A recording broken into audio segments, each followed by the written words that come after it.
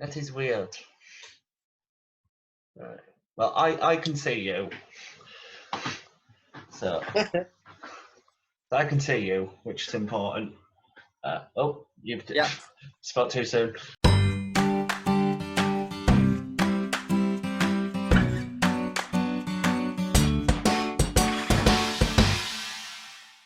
Yeah, hi guys, welcome to the second episode of Interval Conversations. I'm joined, he's on this side, fantastic Ethan Marescaux.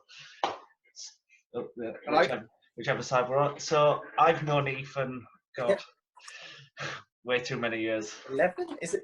It's about 11, yeah. Longer than 11, I think. Yeah, it feels like that. So I met Ethan doing shows. I believe our first show together was Oliver in 2009. We were in Fagan's gang. It would have been, yeah. Then just over the years. Yeah. What was our last show? But yeah, over the years we've done loads of shows. So we've done Phantom, we've done Witch of Eastwick, did Miss Saigon, Footloose. We've done the first Hattie show. Yeah. Footloose. It was actually my second. Was Footloose. Yeah, you did Boogie Nights the year before. Yeah, I did. So that's coming up to 10 years now for me. Wow. Getting old. Getting old. I have to wear glasses today. Oh no. But we're deteriorating. Yeah. I can't drink like I used to. I can't stay up. I can't see like I used to. I'm getting old. But yeah, so before we ramble on about previous shows, let's talk about your experiences with shows, because you're currently in Guildford at the moment during the lockdown, aren't you? So yes, I am. How is it down there? So it's not bad. Everyone's listening to the rules and stuff. Supermarkets are, 2 meters apart and all that. But I've had a lot of work to do still for school and stuff. So a lot of self-taping and video work that we can do. So we're not completely just sat at home doing nothing. We're learning songs, learning scripts, having meetings with people. And I've just started my first rehearsal for Merrily today. So that was good. Got to meet the creators. That Merrily We Roll Along. Yeah, Stephen Sondheim. Yeah. Everything's Sondheim. Should be exciting. Yeah. Everything is Sondheim at the moment. Chaos are hopefully doing Assassins. So fingers crossed to get. Yeah, that's the other half of our years doing Assassins as well. Yeah. Everybody gets the lovely song. But yeah, so how did you get involved with amateur dramatics, Dram? Yeah, that'd have to be way back when we were about 4-5 years old or something. Mum and Dad were in the amateur dramatic societies. They were doing Oliver and The Wizard of Oz, so they needed munchkins and Fagan's gang. So they went, here, take our children, take them. We don't want them. The Marescaux clan. Just thrown in at a young age. Yeah, thrown in at a young age. We went to go see all the shows with them. Yeah. And it was a hobby and interest. We loved to do it. We wanted to do it. So, joined the Youth Society back in 2011 with Footloose, like we mentioned earlier. But yeah, that was my parents threw me in. Literally. I know your parents well. I know your dad very well. By the scruff of the neck and threw us in the room. Yeah, God, I'll be in the pub. Gotta know. But yeah, so over the years, we're going to go off on so many tangents, I can just tell. Oh, that'll be brilliant, yeah. We'll find a way back. It'll happen. Oh, yeah. We'll get there eventually. Here is episode 2. But the first episode was half an hour. This one's 3 hours. 3 hours later. But, so yeah, over the years, what's been a personal highlight of yours? So show-wise, character? Ooh. There's quite a few, really. The first two that popped to my head would have to be Cat in the Hat, Oh yeah. when we did Seussical, because it was just non-stop energy, like up here all the time, and I got to interact with the audience, and it was so much fun, just screaming, messing around on stage. So, because you never do that in real but life. surprisingly, yeah, I was going to say, surprisingly, I followed the script. There was a script to Seussical? Yeah, I know. And then the second one would have to be Joe Casey in Our House. Joe did over in Wakefield, which is like a 2-week project as opposed to the 6 months we usually get. It was just, to do something 10 to 4 every day. Oh, it was so much fun. And the quick changes, my goodness. Tell me about when I did Kips earlier this year.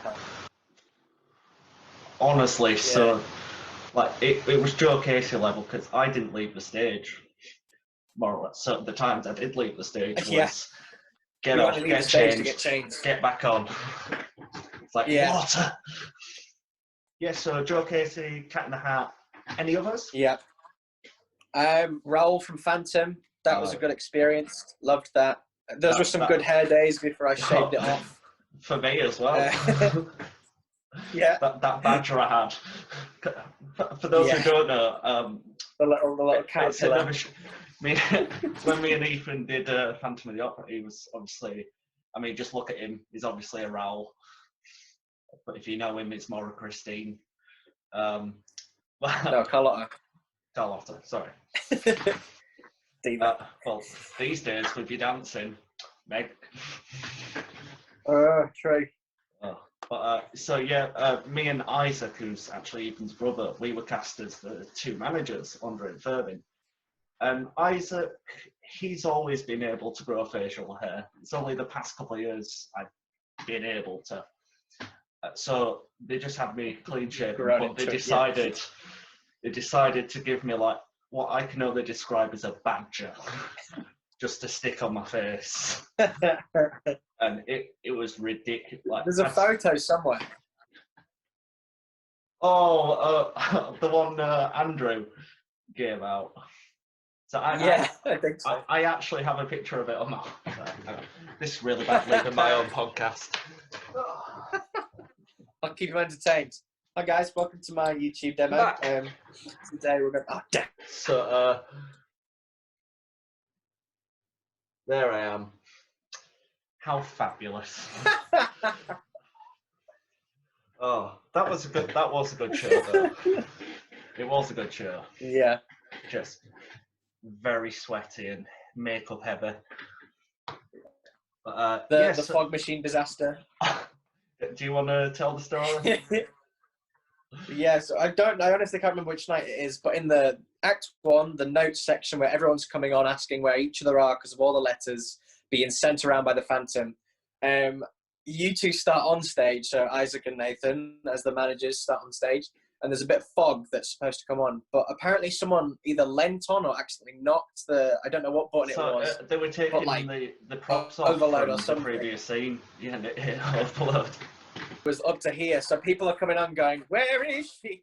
Where are you?" It's like, I don't know, where are you? But it was I think it was the Friday night because it was Halloween. It was actually Halloween when we did it. Trying to keep a straight face, like. Yeah.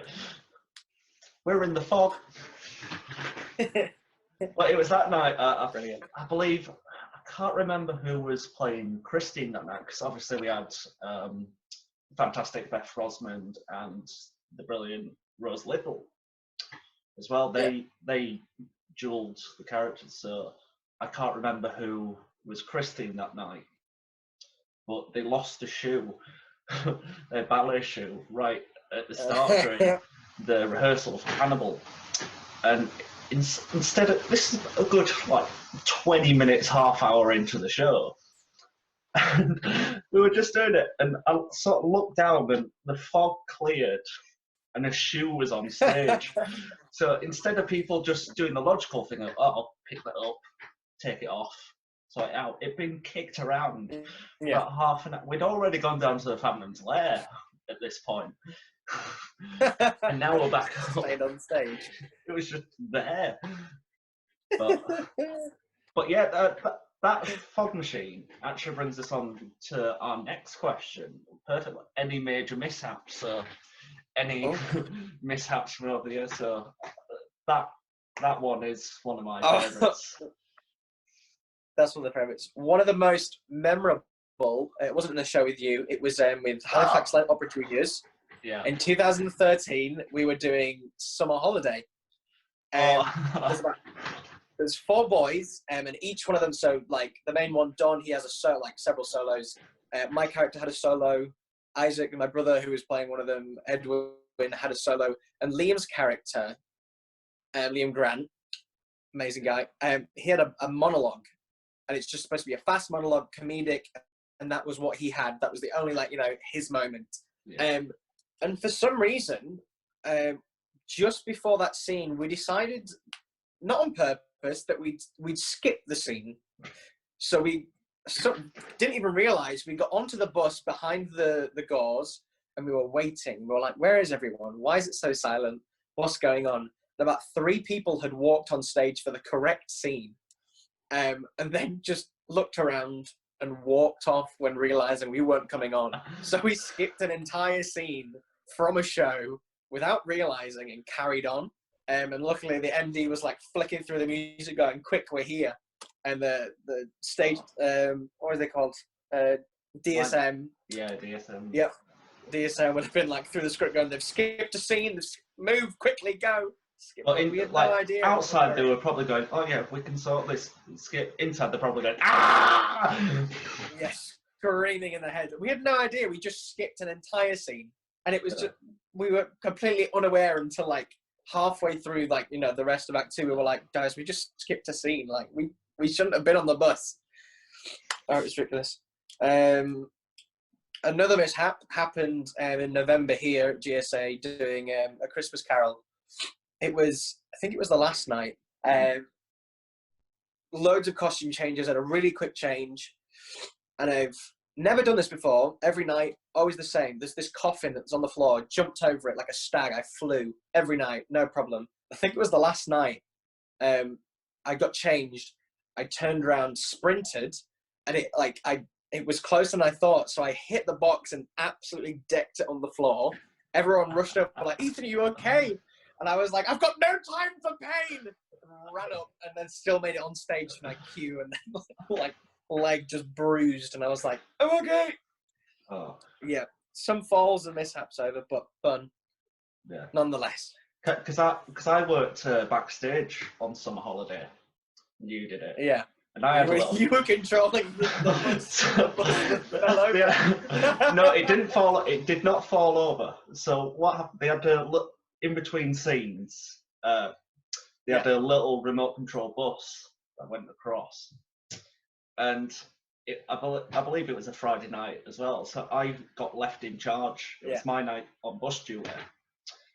It was Act 2. I can't remember the characters' names, but it was Paige Fletcher and Ben Jackson, their characters, and they were having a picnic centre stage, and the bus is just meant to go across, and all my other cues had gone perfectly fine, but for some reason the bus just decided to go straight then veer into them.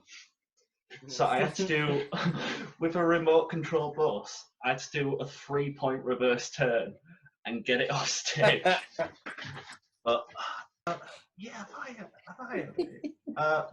so one of the first shows I did, Disco Inferno, in, oh God, showing me age, 2008.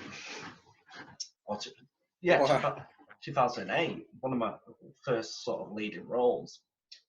It was with Jake Marsden. So Jake was playing the lead. The whole show's supposed to be his dream become famous. Then he wakes up at the end and find it's a big surprise party. Yeah. And we all ran on, but where I ran on, there was dry ice. So I ran on, party popper, hey! Landed straight on the mic pad. So I had a lovely, brilliant. You know how big mic packs are. Imagine that size bruise. Yeah. It's like. Yeah, it's like you don't break them, they break you. That's what the Tech Two Knows used to say. And I had to crawl off stage, and a chaperone was trying to help me, but it took ages because she was pissing herself laughing. I was like, come on. But yeah, so any other mishaps at all? Or just like funny little moments? Trying to think. I've never really missed an entrance apart from I did Wedding Singer, and it was I couldn't get into costume in time, but I did the professional thing, just waited for an appropriate time to walk on stage. It wasn't like it was completely bad. It was in a song.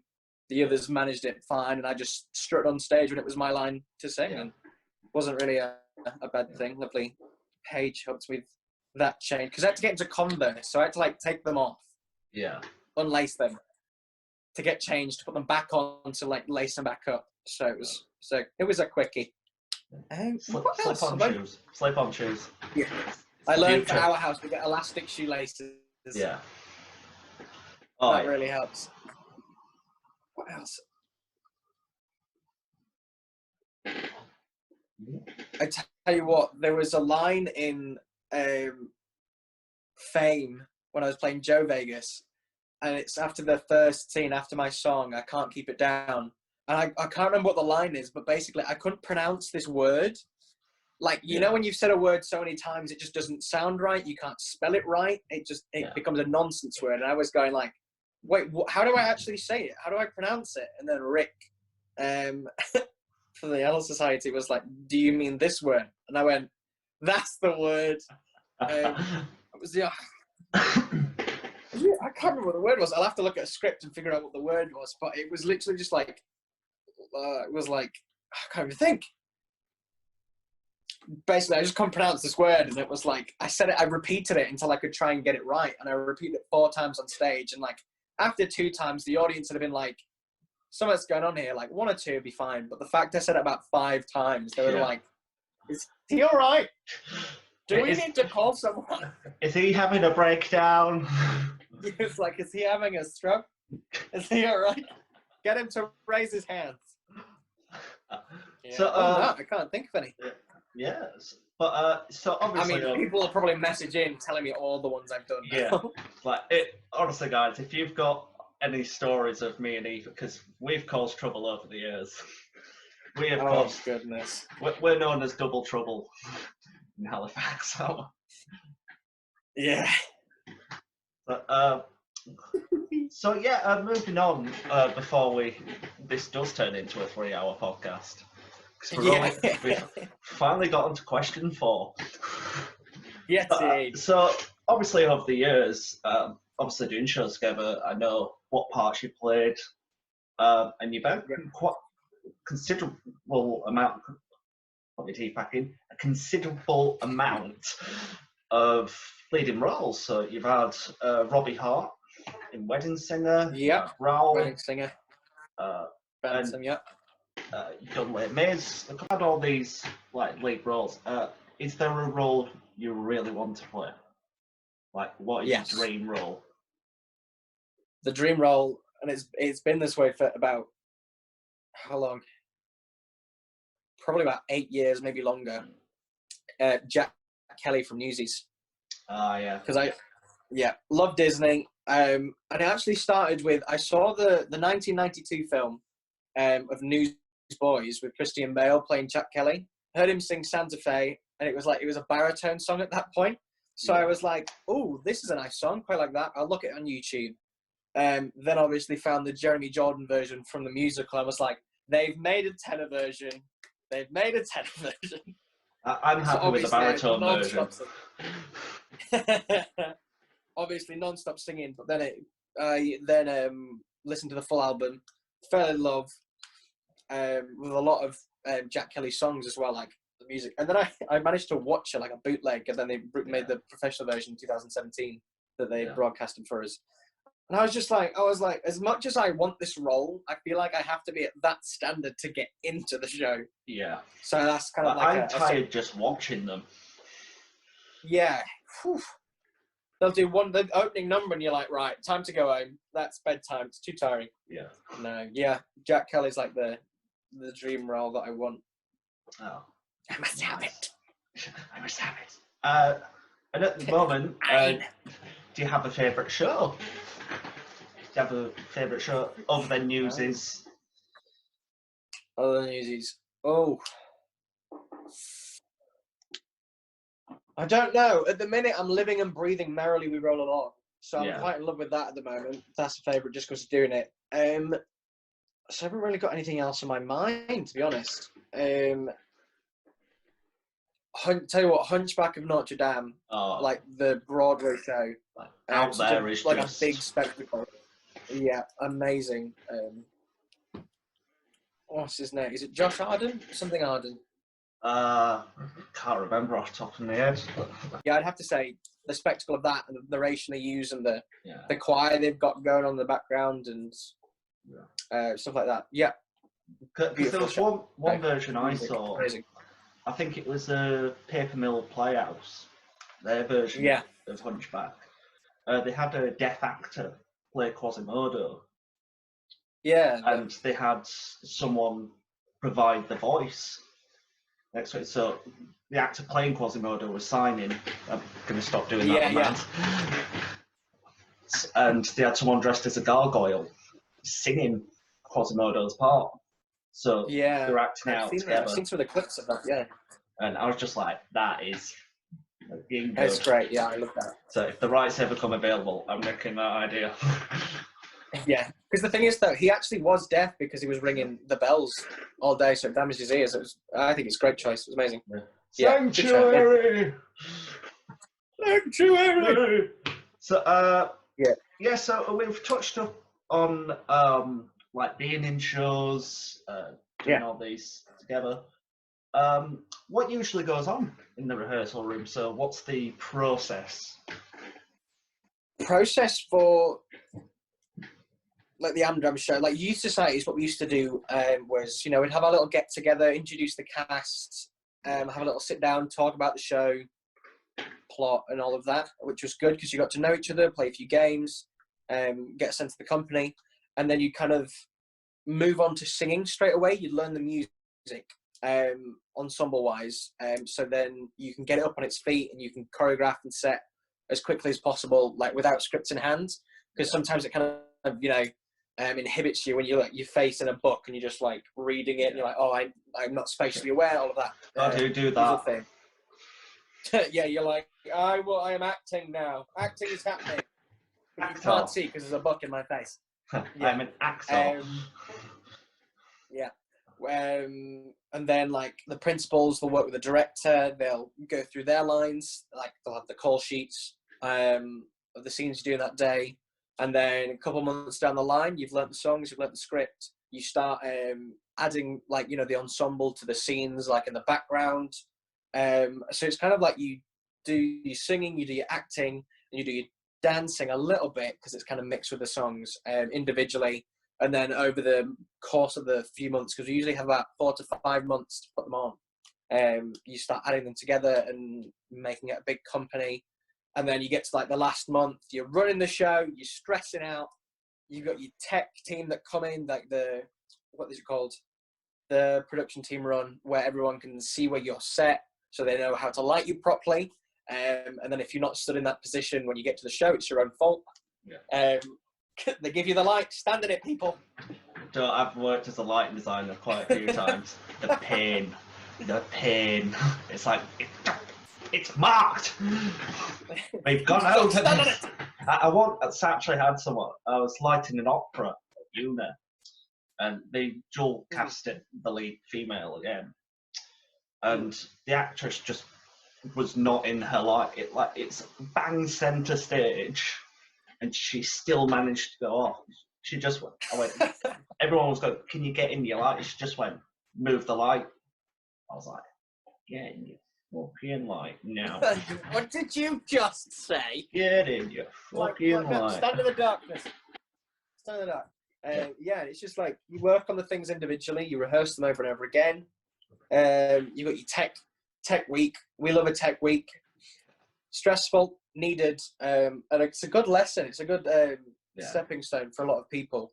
Like impatience and learning that it's not just about you. Like as an actor, a lot of people kind of go around being like, yeah, like me, make me, give me sound. I'm like the most important thing. Like you can't do what you do without me. And you'd be surprised it's completely the other way around. So I think a lot of people kind of learn very quickly, hopefully, that it's a full team that works together with the sound, the lighting, direction, set design, costume. Oh my God, so much goes into it. So much costume. Yeah, and then you have your dress, and then obviously show week, and then it's over, and everyone gets really sad. Yeah. And depending how old you are, you get wasted as well. Yeah, I can't do that these days as much. I don't last as long. Responsibility. But just for an additional question as well, what's your favourite rehearsal in the entire pro? What's your favourite one? Because mine's the six probe, or the band call, as common people call it. Yeah. Where you get together and have the band for the first time. Hearing the overture for a musical, I have to say it takes it up a notch, because you used to just hearing the piano, which is amazing. But then and you have a certain feel for the musical or the show, but the second that they strike up the band, so to speak, and the overture plays, you get goosebumps, you get chills, and there's a confidence that comes with it. You kind of right. I can feel, I can connect more, and you just kind of group together, and it's a big morale boost. Yeah. So yeah, I definitely have to agree with the Six Probe. Yeah, because I remember when we did Witches of Eastwick. Now, if you've not listened to Witches of Eastwick, listen to it, because the overture in Witches of Eastwick is beautiful. I used to have it as my alarm, because obviously it starts off like a wind chimes, sort of thing, and just the da da da da da da ba ba ba ba ba ba.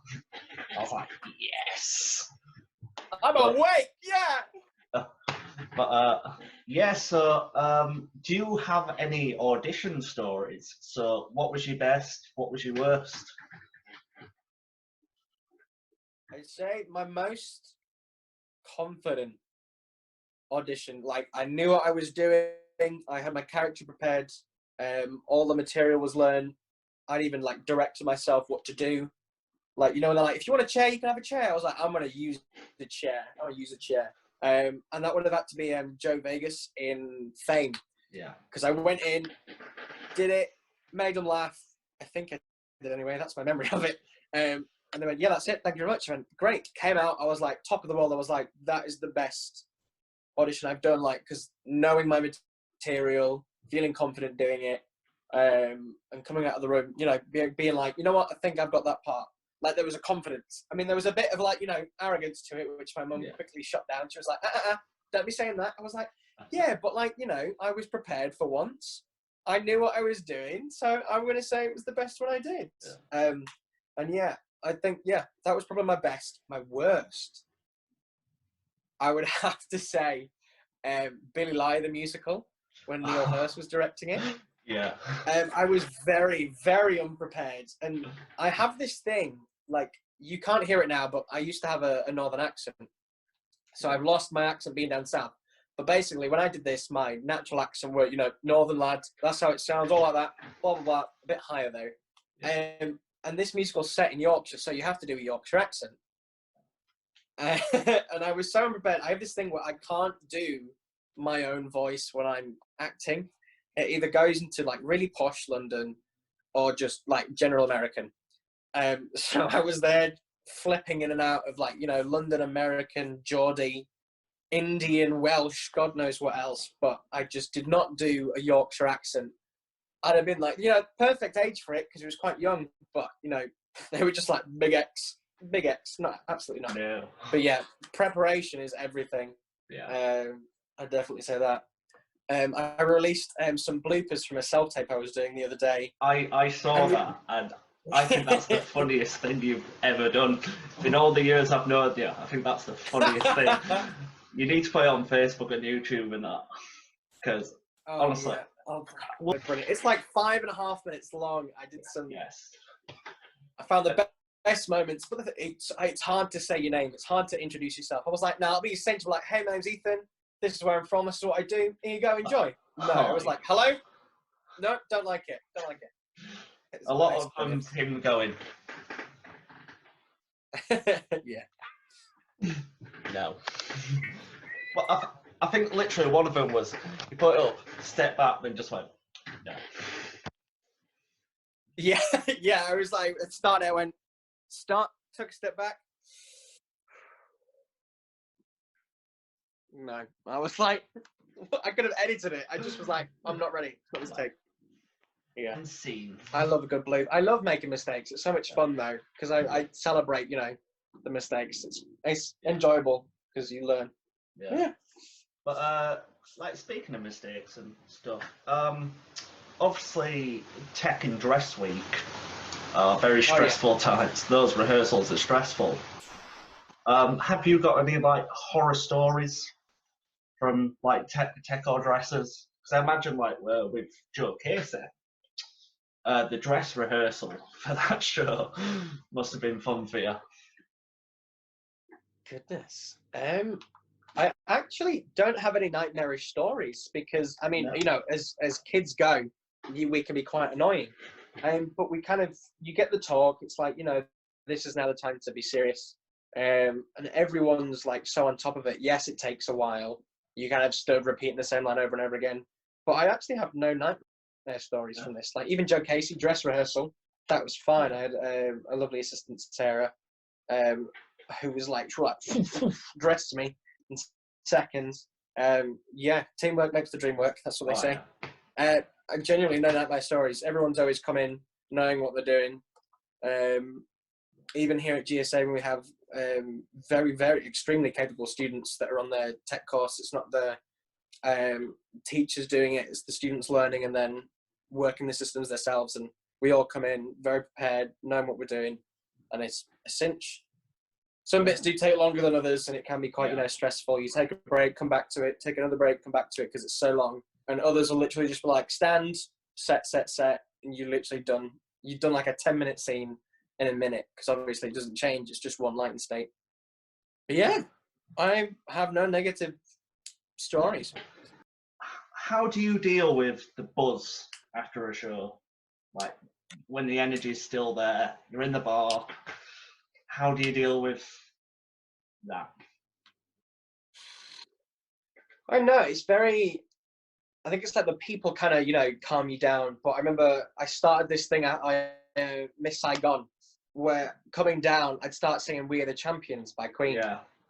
And then, like, you know, people by people start, you know, catching on, doing it all, and it lasted that show week. It then went on to, you know, the next show. I think we did it for Phantom. We did it for Seasicle was after that, I think. Yes. Yeah, it lasted a few shows. I was surprised. It was kind of like you just kind of, you know, sing your heart out, get that extra energy out, but then also, you know, going into the bar afterwards to see everyone who'd come to see you, or maybe even people who haven't come to see you, just surrounding yourself with people, you know, congratulating you and saying well done, and just, you know, knowing the satisfaction, knowing you either done a good job or there's things you can work on, which is always good. Yeah. A lot of things that people used to say, I mean, it's before the show, but people always used to be like, Ethan, we're like, yeah, waiting for a good look, you'll be amazing. It was like, don't be shit. I was like, thanks, Dad. I did that. Some of the cast told me off for doing it. So I literally, like I do with the crew at the end of a show. Yeah. Before a show, whoever's up with me or waiting in the wings, I go, don't be shit, don't be shit, don't be shit. Me and Liam Grant always used to say, so it went from like, you know, the saying break a leg. It was kind of like, you know, like, oh, he was like, break your legs. And then it was like, break both your legs. And like, it escalated. It literally, he was like, break both your legs and die. Like, we used to say that at the beginning of each show. Just die. Yeah, 4 years. 4 years we kept that going, like, before each show. But it was just, for one show, it just escalated. And like, you know, the break a leg, don't be shit. And the break both your legs and die. But obviously, I mean, you know, break a leg would be amazing. But yeah, just, I don't know. You kind of have a lot of energy. And sometimes after a show, it kind of stays with you until you go to bed. Sometimes you're laying in bed like, I'd like to go to bed now. Some days are different. Some days it's a great audience, so you're up there, you're really high. And some days, you know, a lower audience, so you're a bit down. And then especially when the show ends itself, the show week. Some people have after show blues, like they're crying straight away. But like, it's a journey, it's emotional. Other people are like, "Now hit me in a few weeks when I've got nothing to do." Yeah. But with me, I don't think I ever had chance to have the after show blues because I literally went from one show to the next. Yeah. So I was always doing something. Do you have any advice for people who are thinking of getting involved with amateur dramatics? Yeah, I'd say always give it everything you've got. Always be up for a challenge. Be willing to do anything, you know, within reason. Yeah. Don't be like, if it's unnecessary, don't do it. Be kind, because there's a lot of people that, you know, struggle with things like this, and stuff like this actually helps them get through certain things. And you never know what someone's gone through, but being kind makes the atmosphere and the company, you know, that much more special, and you connect more, and it's a journey, and it makes everything so much more, you know, amazing. Yeah. Just working together to create this beautiful piece. It does have its ups and downs, so, you know, be prepared to go through, you know, emotional stuff or stressful stuff. If there's one person that doesn't stop talking and you're like, shh, you know, bear with them, you know, take them aside, have a word. But yeah, give it everything you've got, be kind, be willing for anything. And don't be shit. Never give up. Never give up. Yeah, don't be shit. Never give up. Keep trying. Because I remember my little brother, because I was always, you know, stealing all the lead roles, not bragging, just saying, and he was like, never really had a chance because of the age thing, because he was quite young. But now I've gone off to uni, and he's grown up a bit. He's had several lead roles, and he's had the chance to show himself off, and he's amazing. Yeah. So he's just played Barnum recently. Yeah, last year. That was great. I came up from the south to go see that. It was amazing. Yeah. But yeah, once you give it an opportunity, you know, be patient. Your moment will come. Yeah, that's some brilliant advice there. So where can everyone find you? Like Instagram, Facebook, out the window? Instagram, Facebook. I have Twitter. I don't tweet that much, but, you know, I occasionally retweet, or I'm on it. I'm on there as well. Where else am I? Am I anything? I think that's about it, really. Those are the only forms of social media I use. Yeah. Find me there. And you guys will probably see him in the West End or on tour, supporting me. That's the dream. I'll be the leading man. He's gone now. I can have some lead roles. It's brilliant. But yeah, thank you so much for being on this episode, Ethan. It's been brilliant talking to you. My pleasure. And stay safe. Too. Stay safe. You too. Yeah. Love you, man. Love you too, bro. Bye. Bye, Felicia. Coronavirus. Coronavirus.